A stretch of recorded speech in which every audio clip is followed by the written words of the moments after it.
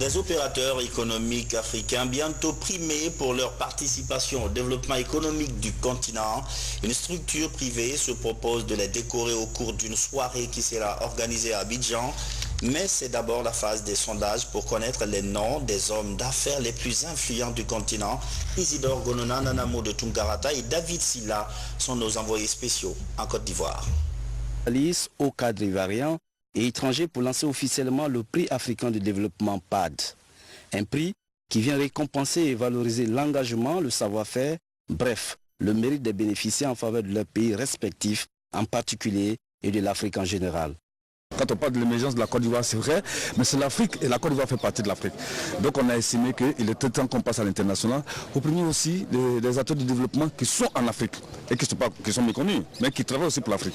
Parce qu'évidemment, c'est clair que quand tu te listes de la plus belle manière en Guinée-Conakry, en Sierra Leone, à Accra, à Monrovia, à Abidjan, eh bien, tu concours au développement de l'Afrique. Et voilà pourquoi, en un mot, nous avons décidé que l'Afrique aille de l'avant à travers le PAD. Pour cette première édition qui s'ouvre aux compétences africaines dans des domaines comme la gouvernance, l'économie, l'agriculture, l'industrie, les mines et l'entrepreneuriat, seulement 5 pays sont sur la liste.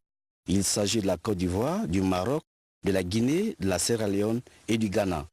Pour le Conseil des Guinéens de l'étranger, section Côte d'Ivoire, la participation de la Guinée à de telles initiatives est à encourager. C'est une très bonne chose, nous avons déjà entendu mais nous n'avions pas participé.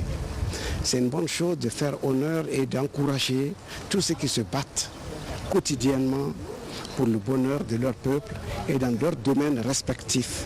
C'est une très bonne chose et nous avons été très ravis d'assister à cet événement et surtout contents de voir que notre pays est représenté ici par la RTG et on remercie le gouvernement guinéen d'accepter de participer à tous les événements importants parce que ça voudrait dire que la Guinée ne dort pas, que nous avons des compétences en Guinée et que nous avons des personnes valables qui honorent toute l'Afrique. Et ça, c'est une satisfaction pour tous les Guinéens et nous en sommes fiers. Après le sondage, rendez-vous est pris pour le 29 mars prochain à Grand-Bassam où les lauréats des différents pays recevront leur prix africain pour le développement PAD.